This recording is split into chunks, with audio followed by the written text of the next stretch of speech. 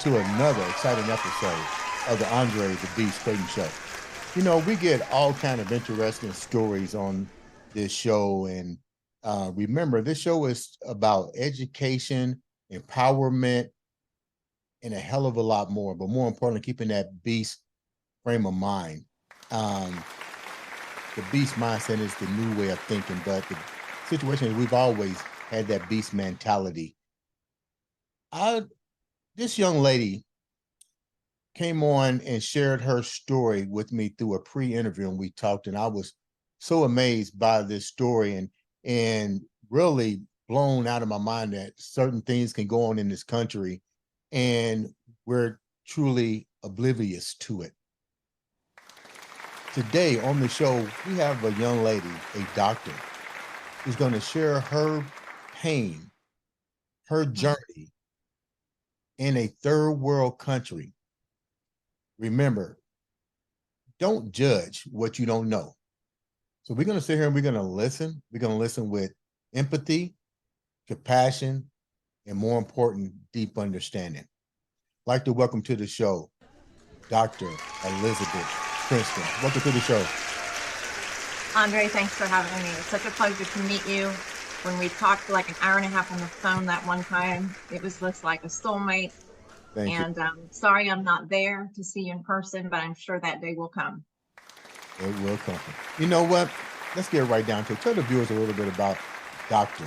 Elisabeth Princeton before we get right into your story. Like about who I am? My upbringing? So I was raised in the South in what I call a cult, a Christian education my entire life. And at 14 years old, I said, if this is what God, Christianity, family, relationships are all about, I want nothing to do with it. And at 14 years old, I began to become a truth seeker and a truth speaker. Left home at 17, went 3,000 miles away to a crazy state called California. Got off a plane and I went, holy shit, where am I? Wanted to talk to everybody's mama and talk to them in regard to the lost art of femininity and masculinity. And I came out here, met my husband, long story short, came out on a music scholarship, but I gave up my music gift in order to have a voice and began to speak. Married my husband, have two amazing boys. And from there, got married and got diagnosed with a disease called multiple sclerosis. And that was the first time I went against family, friends, and everybody and just said there has to be another way. Chose to believe in what I didn't see, and God really blessed me being able to find another way and healing my body from a disease, which at that time they told me I would have and be in a wheelchair and never be able to run again. And that brought me into a holistic lifestyle. And so for 26 years now, I've been helping people embrace their uniqueness, get in alignment with who God created us to be, and find another way in healing their life. From there, my story goes into being a single mom, helping those who are divorced and dating. And then from there, taking my practice when I came back from Africa into helping people have PTSD and trauma, as I had taken my life down to 5 grades from Orange County, California. Got on a plane, told my kids goodbye as if I would never see them again, and went to a third world country to serve and was hoping to be there for 5 years. I was only there for 5 months. Second day in Africa, only being married 2 weeks. My husband hurt me and gonna tear up a little bit. And from there, it's been a long journey back, but it's taken me 3 years to heal my brain from PTSD. And stepped into doing my practice again. Hold that thought for a minute, Elizabeth. First of all, let me say thanks for coming on and sharing this story, because I know how deep this story goes. So I'm going to take you into the mind of what I think the viewers might want to ask as far as questions, okay? You said you was in the EEC, which is, I forgot what the word actually means, but a church organization. You saw things that was different at a young age, and you said, this isn't me. What was the things that you saw that really opened your mind? Because you're talking about an organization, and churches usually have this what I call the blueprint to stand in their organizations. Um, you broke away from the norm. What was the things that you saw that made you break away from the norm, first of all? So I want to make a distinction. I was never the norm. I was being conditioned, Okay. programmed to be a part of a system that I didn't agree with and still don't to this day. And it's becoming out. There's more truth seekers and truth speakers out there to this day than there ever was when I started at 14 years of age. When you say And a system, what do you mean a system and you was being programmed? Well, give the viewers an example, because clearly you know how you was being programmed, or you see the program, you saw the matrix. What is it? oh, the whole world is matrix. We're programmed to think a certain way and to believe a certain way. And really, at the end of the day, who creates that system? A Mhm. human being who's what? A human being just like you or I. And so why do we choose to go along with the system instead of being in alignment with who we're created to be? And that's actually where true freedom lies. And so at 14 years old, my mom would say, that's a tree. Why is that a tree? That's a car. Who said that's a car? That's pink. Why is that pink? Mhm. And it just never resonated with me in regards to the truth that I was being told was truly the truth. And so to this day, I question everything that comes into my path, especially when it comes to the medical field or anything that's on TV. Or this is why I read a lot and I study a lot, because I am here to know the truth, and not for the truth of what's being told to me, but the truth of my creator who created me. Some Because we're people, all fallen individuals. some people will We have say, our own narrative, and we judge things and make assumptions yeah, of the things that we think we know, when really at the end of the day, what do we know? but some The only people thing that we know is what's in alignment with him. some people will question that, but like you said, you knew you was different from the get-go. So when you bought your emotions and your feelings to the teachers in this sector, Mhm. questions and answers is what we might call them, what was their response to you? Honestly, they Yeah. said you're unique and you're special. Did they agree with anything that you was feeling and thinking and your philosophy to life? You have some very good questions. I've never thought about that before. Wow. And that's as far as they took it. And at 18 years old, God brought me two mentors in my life, Dr. Dan Allender and Dr. Larry Crabb. And that was the beginning of transformational change for me, of which I still have mentors in my life to this day, and they're always changing, because I can't become the best version of myself unless I have other people mirroring back to me who I am and calling me out to see something greater than I can see of myself, because we're limited. I only have this much that's presented to me now. When I'm 80 years old, I'll be like, oh my goodness, I wish I had that when I was 55. When We're you always say, in progression. when you say the two people that came into your life and started enlightening you, let's call it what it is, an enlightenment phase. Mm-hmm. What were some of the things that they shared with you to let you know you was on the right path? Because you're dealing with a system that conditions, not just conditions yourself, but conditions the masses all over the world, which we're going to get into in your journey to Africa. So we don't let the people, we're going to put the pieces together so it makes sense.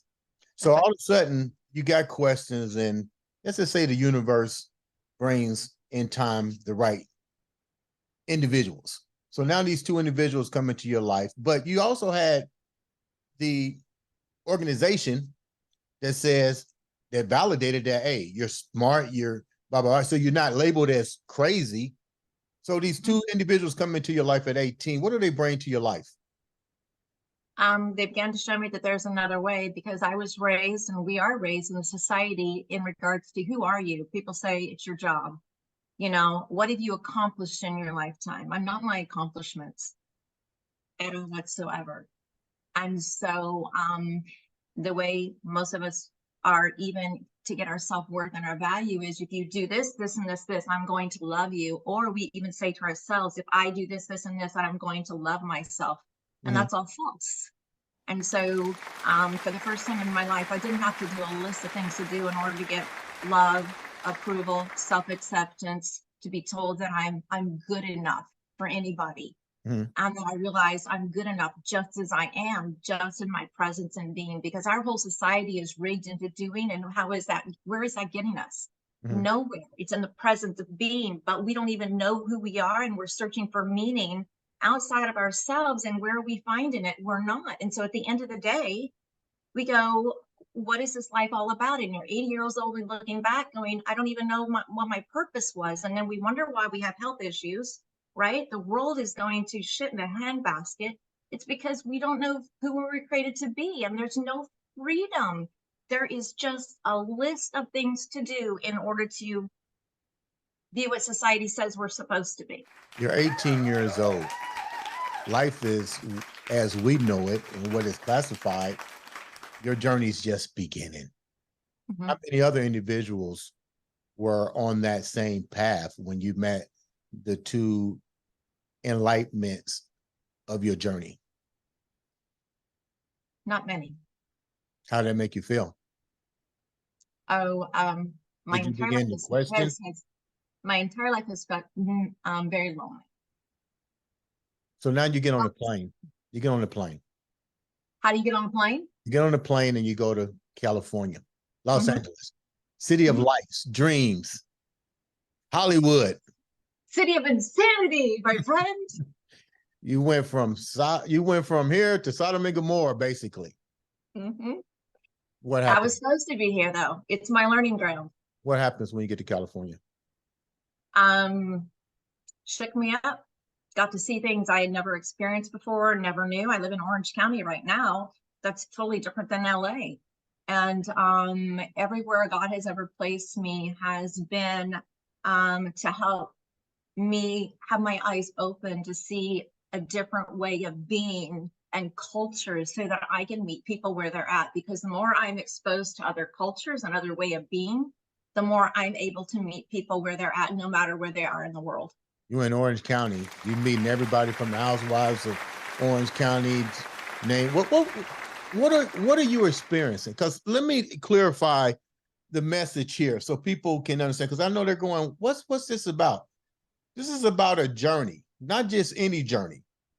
This is about a young lady that questioned the system, saw things that didn't appear to be what they were supposed to be, and now she's taking a journey. So let's continue this conversation. You're in Orange County. You clearly said that you've been put in situations, or let's put it what it is. We've been put in situations to evaluate, analyze. We're going to make some stumbling blocks, but what did we learn from that? Whose lives did we change, and so forth? You're in Orange County. You meet the housewives of Notre Dame. No. The housewives of Orange County. You meet everybody with money. You name it, it's there. How's your life changed now? Now what happens to you? God always puts you in places that you're supposed to be, not only to learn, but also to be the light for others, to show people what's possible, that there is another way. And so, so that's why I'm here in Orange County. How do people perceive you? You just can't bring this type of information into everybody's space. Let's be real. Everybody, what do you think it's like when you tell everybody people? ain't ready to be unplugged, and everybody ready to take the green or the blue pill. You in Orange County. Before we continue your journey, how do you navigate? How do you negotiate? How do you cultivate a friendship, a relationships there? My close friendships are not in California. They're in other places throughout the world. And I am here to serve and to be a vessel, to be a light, to show people that there is another way, and to be here when people are ready, willing, and able to step into learning a different way in order to become in alignment with who they're created to be, and not a way of being that they become because the society a culture that they've chosen to live in and to give people hope. Because at the end of the day, no matter what people's lifestyles look like, especially here in Orange County, it is the number one disease of women here in Orange County is their adrenals are blown out and their cortisol levels are high. Why? Is because they might have more money than God, but they're always trying to keep up with the Joneses. At the end of the day, they are not happy. Let's go. And it's the worst relationships I have ever seen, by the way, in all my traveling throughout the world, but also especially in the United States. Speaking of traveling across the world, let's go deep into this, even deeper. You get married, you go to Africa. What was that like for you? You're still on the mission, but you're in Well, I Africa. want to back up for a second and say on my Facebook, it came up Uganda. And I have known this person since 4th grade. We graduated high school together. And I wrote him and said, I would love to come meet you and your wife one day, not knowing he was divorced. And he said, well, you're welcome anytime. And literally, Andre, I said these words is, well, if God wants me to, he'll make it happen. And within 1 year, I was in Uganda. 1 year. You talk about God moving in mysterious ways or declaring it, and so it is, and so it comes to pass. So you was talking to this guy for a year and had no idea he was divorced or married or nothing. You just developed a friendship? I have tons of people on my social media. And so, but Uganda came up one day and I said, oh my goodness, I would love to come see you and your wife. Just resonated with me. I could see myself going there. And I just like, after I wrote that, I go, that is the strangest thing, Elisabeth, you have ever done. And I started looking into Uganda and I'm like, oh my goodness, I'm going to Orange County. That would be the craziest everything, ever. I'm just going to go visit to see how I can be a vessel to be used to help the women and the children in the villages. Okay, so you go to Africa, then what happens? You meet the guy, you go there, what happens? Well, he pursued me 9,500 miles away. And then he came and we chose to get married. We got married here in the States. And then he went before me. And then 2.5 weeks later, not even that, 2 weeks later, I left and went by myself 9,500 miles away. The first time I've ever flown that far by myself. And the second day in Africa, he hurt me. And I had to go to a third world country hospital and have my arm popped back into socket after being on bumpy roads. So the roads aren't like here in the States. It's like Indiana Jones on steroids for 45 minutes to an hour to the hospital. And popped my elbow back in. I ended up having 2 PTs there that one was Ugandan and one was American, and to give him exercises to do for my elbow. But because of his position with a missionary organization, he did not have time to do what was required to help my elbow heal. And so when you say this, let me clarify something. This isn't a show about domestic violence. So let's clarify that right off the bat. Something did happen, wasn't condoned on and stuff, but the bottom line, your mission and your horrors went even deeper than that. So take the viewers a little bit more into that when you got your elbow, trying to get your elbow and medical attention and so forth. So I don't know if you believe in spiritual warfare or if you believe in the demonic field. Demonic, but it does very much exist. And the first month in Africa, my home, for the first time ever since, because he was already there, he'd been there 5 years, had attempted robbery 3 times. It had one now? Your home was what? Your home was what? Attempted robbery 3 times. Wow. And the thing about a third world country is this: I lived in a compound. I locked myself in my house every night as if I was in a jail cell. That's the only way to stay safe. I had a wall around my home. I had a guard dog who they would actually throw me over to the dogs to try to poison them to death. So then they could come over into your compound and try to break in and steal your stuff. Okay, hold down a minute. Hold down. There are several questions I got to ask. I know the viewers are like, you better ask these questions. The first question is, did you do your research on this dude before you got on the plane 9,000 some odd miles? I've known him since 4th grade. Okay. And we have mutual friends. And yeah, I So graduated with him from high school. but when you get there, I mean, get real. Uganda, I'm doing some research. I'm doing some recon before I get on that plane. Did you do any recon? I did a ton of research. I watched videos, the whole 9 yards. And there was, so the viewers can understand where this story is going to lead to in a minute. So you did your recon. So you looked at videos that was provided by travel agencies and so No, just on YouTube and stuff, and did research. And there was nothing about guard dogs and you got to live I in had a no compound. idea. So one of the main themes of all the missionaries have said to me in their 20, 25 years, because some of them have lived a long time, they have never seen anyone under so much demonic oppression as that I did. And they were surprised I even made it out of Uganda alive. The home I even lived in, Andre, had an eerie, I'm very sensitive and I'm the spirit, had an eerie feeling to me, and I didn't understand why. Come to find out, they had done a child sacrifice before they built the home. Explain to the viewers what demonic energy actually is.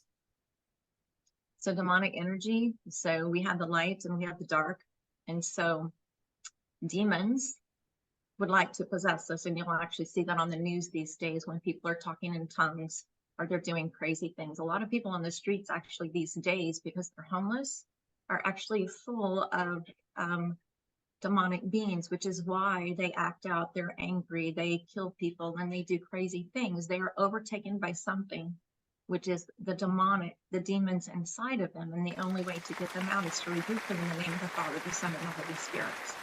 It's not something that we take very lightly. It's very powerful, and it's beyond what the human has to be. You have to step into the spiritual space, because we live in a human space, but really at the end of the day, we can't take this body with us. The only thing that goes with us is a spirit, and the spirit world is right here. And we are always in a war with the opposite side if we are the light. And the more light you are, the more demonic oppression and the more oppressed you become. And so it's very important to have a shield up, to be in connection with your creator, to your God, so that you can help the body sustain such demonic attacks. I would walk down the streets and I could feel the demonic spirits around me. And if they so choose, they could actually take a voodoo doll and begin to do torture to you, even though they aren't with you. And some people don't understand that realm, but it's very prevalent, and it's becoming even more prevalent in today's society, just because how much despair, anguish, and pain, and just how vile and What does how a much person sin need? is going on in the world. What does a person need to have of you to take a voodoo doll and do torture to you? I mean, you got to breathe on them? Do they got to take something of you? I mean, how does this stuff even? People will be watching and say, you know what, that sounds crazy, but you've seen it. How do a person take possession of something and put it in a voodoo doll and quote unquote throw demonic It's a spirit. entities on you? It's a spirit. It's the spirit world. So people have a hard time relating it because they want to be in the material world. You have to put yourself outside of yourself. You are a soul, Andre, at the end of the day. Okay. God created you, okay, to come here for one reason. It was to do his purpose. Okay. You have Satan, who does not want that to happen, because he does not want good to happen. He likes oppression. Okay. He likes to make people cry out in pain and serve his wicked deeds and abuse people and use people and kill people, which is not God's design. Okay. So when you go into a society and you're out to do good, especially in a third world country, the more light and power that God has given you, the more you're going to be under demonic oppression. So, and it's really important to make sure you're in God's word and that you are surrounded as much as you can by people praying over you, so that you can rise up and do what God's called you to do there. So you're in this compound. You're in this compound and you feel the forces. You feel the forces of evil. It's almost like Star Wars. You feel you're the Jedi, but you feel the forces. And people need to understand this is your journey. So don't be judgmental. This is her story. So you're the Jetta, you feel these things, you realize from people that told you that child sacrifices and stuff was going on in this house, torture, the energy is overbearing. You share this with your husband? Who did you share all this stuff with? He was not as in tune as myself. And and that's okay. Men over there get caught up more into it being Indiana Jones on steroids and doing the mission, gonna go do this and going to do that. But even when you have guards in a third world country, and I had 2 guards that protected me, you don't know which side they're actually on, because one minute they can say they're for you, and at the same time they could be paid off by somebody else in order to come into your compound and do whatever they need to do. Just You like when you go on the mentioned being streets. a white woman was even more dangerous from America, that you can be sold into prostitution, ransom. I mean, with all of this going on, Mhm. I understand you was there to try to make a difference. But you seen all this going on. Didn't your husband see it going on? Didn't you guys say, look, I got to get up out of here?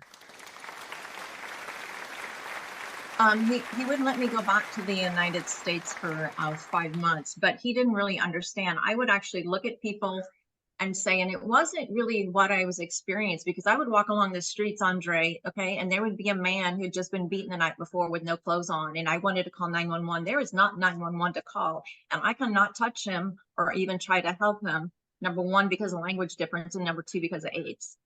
Okay. What? Because of AIDS? Where's the Very medical? prevalent. Where's the police? Where's the concierge? Who's there to help you in these situations? Because that's not what you see on television. It's a third world country, and here's why you don't see it on TV. Just like I said earlier, which is exactly why you don't see things in our own country these days on TV. Why? They don't want the truth to be out there. They have to distort the truth, and what you see on TV is not the truth. Okay, so you go behind the scenes. Okay, I knew as a child that I was going to use whatever happened to me, and I was going to turn around and turn it to sunshine and help people. I'm a truth seeker and a truth speaker, and it's not a light thing to do. And some people, that's not who God created them to be, and that's okay. But even on the street corners, Andre, there's children grouped on the street corners, sleeping together because they have no parents, because they died of AIDS. Okay, they beg on the streets every day for food. Okay, there was a man in a wheelchair. He has a disease. All of his hands had fingernails and fingers had knobbed off. He'd roll himself. I would run on these dirt streets and push him in his wheelchair for about 1.5 miles until I couldn't push it anymore. He was going to go 15 miles to go see a doctor. Okay, 15 miles to go see a doctor. With so much, the PTSD I got was not from the experiences I got. It was because behind closed doors, my husband was saying things and going on stage and declaring, look what God does. Okay. And at home, belittling me, saying I was too perfect, too pretty. He didn't have time to fix my arm. I had 2 Ugandan children I was to take care of. My oldest would call me. He told me to get off the phone because, I had 2 Ugandan children to take care of, and the whole 9 yards. That is where the PTSD and trauma got from it, especially when the Christian church told him to go home and put his wife in line. Okay. were your Which children was there actually with wrong you? because they didn't understand, and they did understand. They just didn't want to step into it. Were your children there with you in Uganda? Oh no, I left my kids in the United States, and I told them goodbye, because when you go to a third world country, you might not come back. So in order to say goodbye, in our country, we say, we'll see you later. Well, if you never see that person again, it actually does more trauma on your nervous system if they were to leave than if you were actually say goodbye. There's something that goes on in your brain. So I actually told my kids goodbye as if I would never see them again, but they know their mother. Okay. And my kids are older and they know that's who I am. But the moment my ex-husband hurt me is the moment my kids just lost their shit. Why was the church and your husband being blinded by what was going on? And more importantly, this is your husband. I mean, It's normal. it was That's normal for them normal to do this, in Christian churches or in churches, period. to turn their The cheek woman is about to what's submit going to the on. husband. What's the worst thing? And I know this is a troubling question for you. You're overseas in a third world country. And you just can't leave. We clarify that. You got to stay there for, you can't call what about the embassy? Let's say that. What about the US Embassy? You know how far that was from me?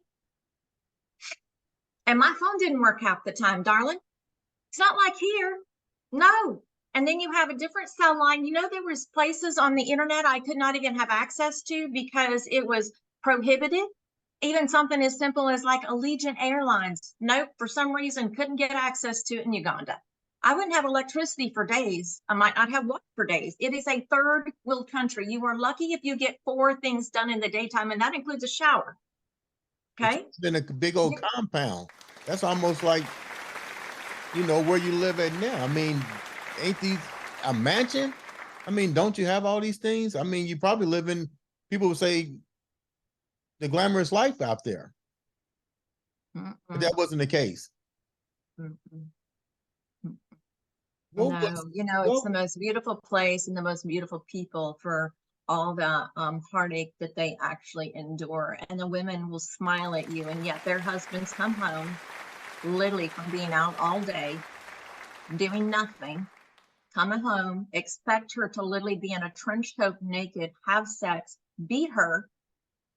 She feeds him, and he'll leave her in blood and beaten in front of the children as he goes out and drinks that night. That is how barbaric the society in Uganda is. what's the church's place there? Because you sharing this story, the churches are going to be like, that doesn't happen over here. Oh, it does. But why is the churches there in your opinion?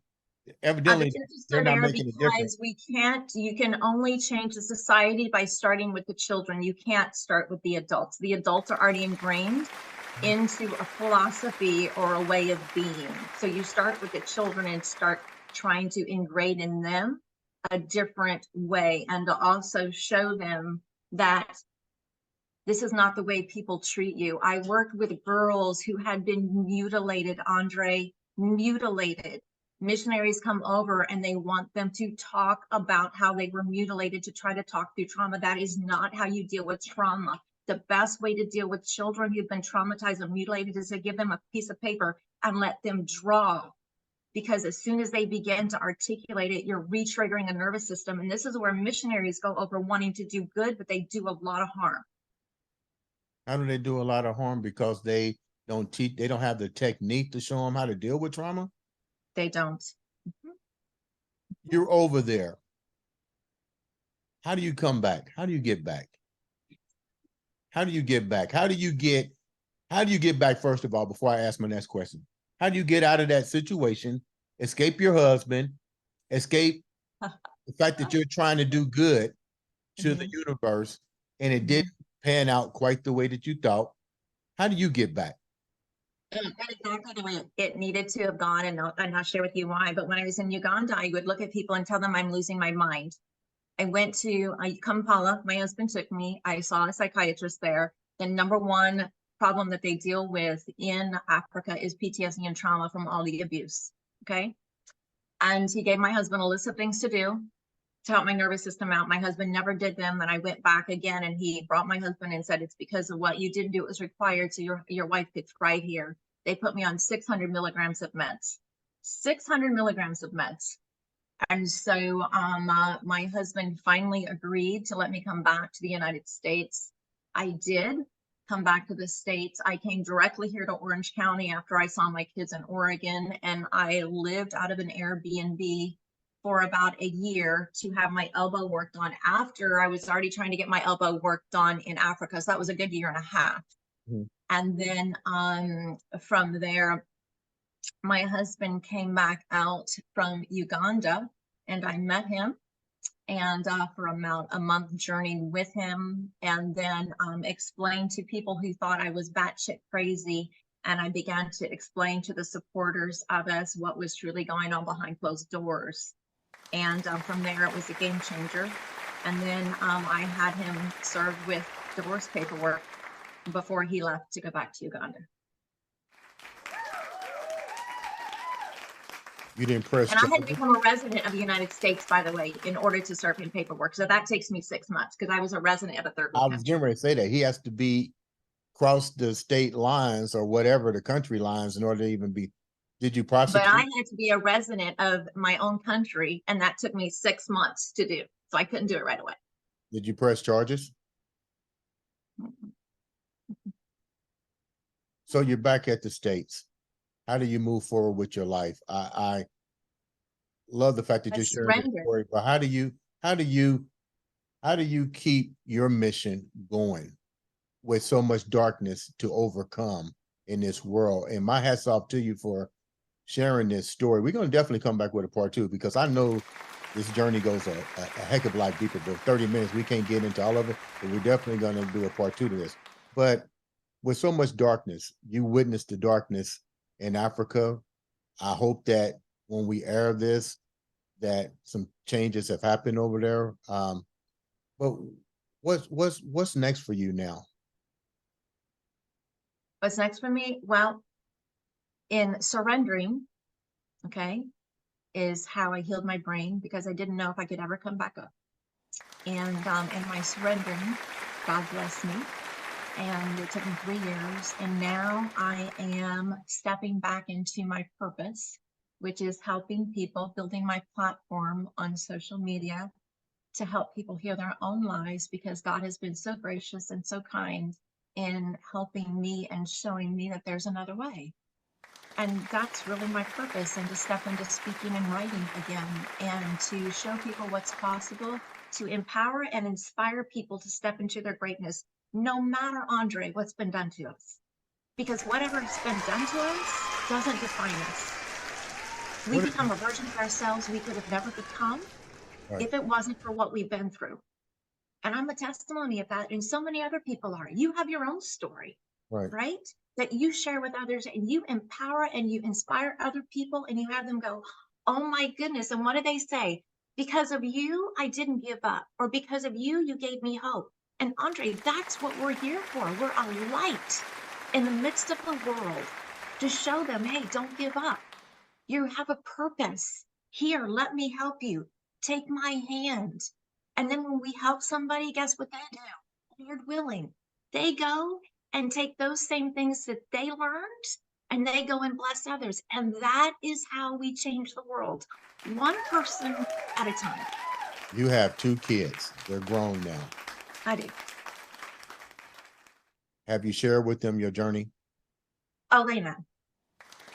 How do they react to their mom and their mom's quest for happiness in this world?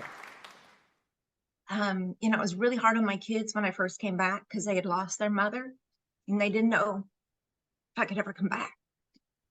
And now my kids are very leery if I decide to ever get married again. Because I have 2 very protective boys, but my kids know who I am and know what I'm called to do. And they want to see me complete my PhD, and they want to see me back on stage speaking and sharing with people what's possible. My oldest is the one who said to me years and years ago, Mommy, you know what you are. This is where the term came up. You're a holistic lifestyle designer / counselor. And I said, what? He says, yes, you help people because of your own story Mhm. to help them heal their own lives and When show that there's another way. you say holistic lifestyle, share with the viewers exactly what that means from your standpoint.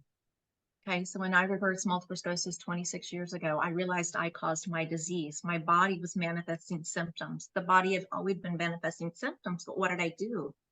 I just told it to shut up. And then I realized my thoughts, my words, my ways of being, what was on my nervous system, right?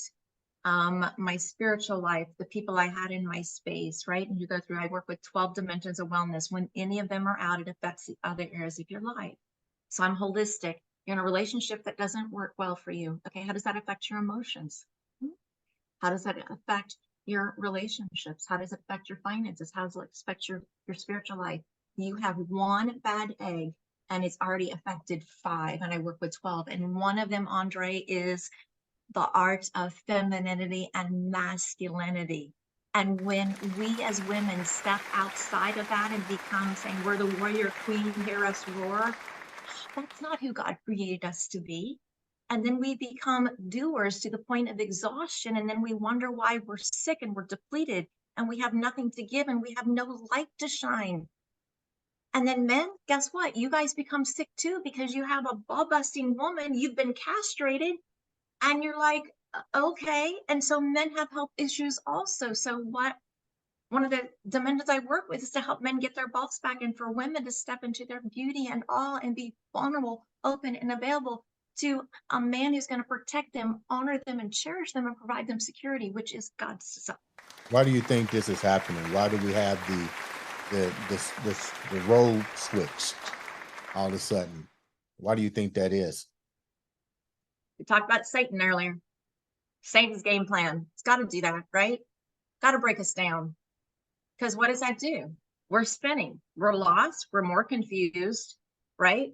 Debt is at the highest. Suicide's at the highest. Mental health is at the highest, right? We aren't a whole society. We aren't even a whole person. People have lost their way. They're lost. They're spinning. And it's all because of Satan. Satan wants this. What do you recommend? Wants this because they get to control us. What do you recommend people do? If you had to give a blueprint right now, before we wrap up, if you had to give a blueprint right now with what you went through, overcoming, still dealing with trying to bring universal enlightenment and harmony to individuals, the world, what's your blueprint for people? Give them 3 things, give them 4 things they need to do to start that journey to see what you see. Your husband didn't see it. Certain friends didn't see it. The church didn't see it. A few members saw that you had a gift. They didn't say you was crazy. Give me 4 things that people need to start working on to at least understand how to wake up. Stop. That's the first one, is stop. Stop pushing. Stop going. Stop. Because when we stop, then we can actually like, okay, wait a minute, what is really occurring around us? Mm-hmm. Listen to our instincts and our intuition. God gave us those for a reason, and we don't listen to them. We listen to everything outside of ourselves, and we don't listen because we actually have within us the truth if we stop and we dare to listen. The third thing, you got to go back to the foundation of who you are. People don't know who they are, and the only way to find out that is going to be the third. It's going to step back into, you are a spirit. You were created for a reason. Your spiritual life is the basis of every change into your entire life for you to step into who you're created to be. And then from there, 4 would begin to ask questions or work with someone like myself to help guide you, because all I'm is guide.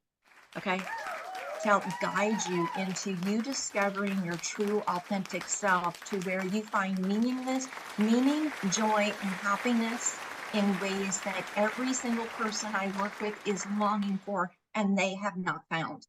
And I'm going to say this at the end. It's not an easy journey, but it's not about being easy, because look at life right now. It's not easy. And where's it getting us? Nowhere. It's about doing what's required. It's intentional, purposeful living, embracing your uniqueness so you can heal your heart, body, your mind, and your spirit with dignity, sanity, integrity, and love. How can the viewers reach you?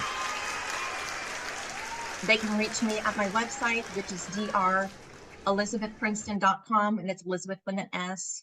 Or you can find me on all social media platforms: TikTok, Instagram, Facebook, YouTube.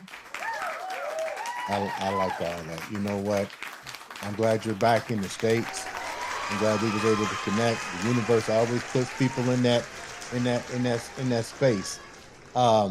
You're definitely what I call beast. You know, you came through it. You're still conquering. You're not letting nothing hold you back. Well, a warrior king and a warrior queen, we know. You just know. It's nothing that we have to say.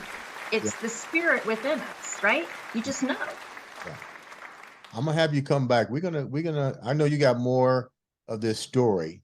We didn't have enough time, but once again, my hat's off to you. Thanks for coming on, sharing that story, ladies and gentlemen. This has been Dr. Elisabeth Princeton on the Andre the Beast Crayton